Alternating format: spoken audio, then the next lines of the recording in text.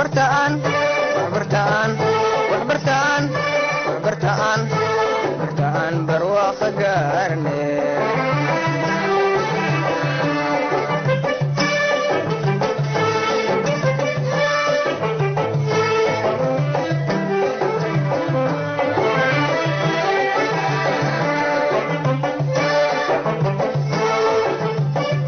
السلام عليكم guys kusoo dhawaada casharadeen online ka anagu barateen haadahan oo kale in idin soo gudbino casharkeena maanta waxa uu hadlaynaa mowduuc aad u xasaasi badan oo bulshada ku soo kordhay mowduucaasina wax kale ma aha waa roobka magaalada ka da'aya maalmahan cudurrada ka dhalan kara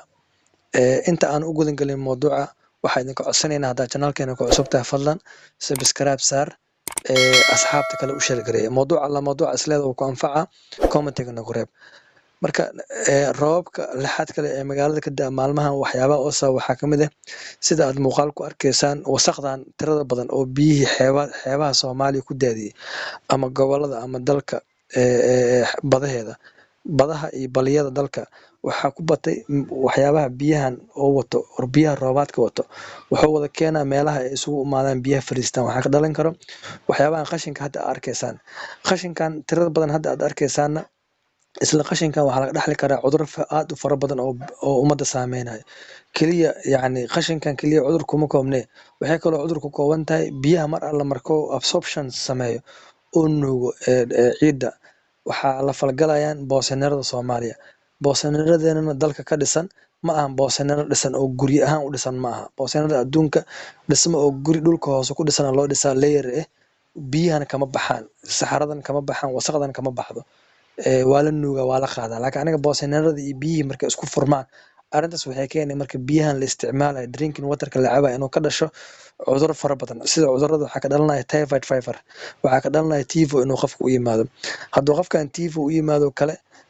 tifogan saameyn fara badan ku yeelanaa tifogana qofka oo ka dhalanayo tifoga calaamadaha lagu garan karana waa taqaanin madax xanuun iyo qandho iyo mantag iyo waxaas imaanaya marka biyahan oo magaalada buuxo oo nadaafad darada magaalada ka jirta sabab waxaa nala gudboon ilaa hadda ma jira dad u istaaga biyaha nadaafadiisa ama meelaha biyaha fariistaan inay waxyaabo ku buufiyaan jiro ay ku buufiyaan qolooyinka faydoorka qaabilsan ee Soomaaliya ilaa hadda waa ka jiifaan cid ka hadashana ma jirto biyaha marka tirada faraha badan ee roobka lixaadka leh waxay noo sababi karaan cudurro aad u fara badan cuduradaasoo baabi'in doono nolosheena iyo mustaqbalkeena oo baabi'ina marka cuduradaas nolosheena iyo mustaqbalkeena baabi'ina inta oo cuduradan jirkeena ka baabi'inayo ama dhimashada ay ziyadayso ma soo karno waxaa nala gudboon inaan ka hortagno ka shacab ahaan iyo ka aqoon-yahan ahaan cudurrada marka biyahan ka dhalan kara waxaa ka mid ah sida salmonella typhoid cholera E. coli shigella dysentery staphylococcus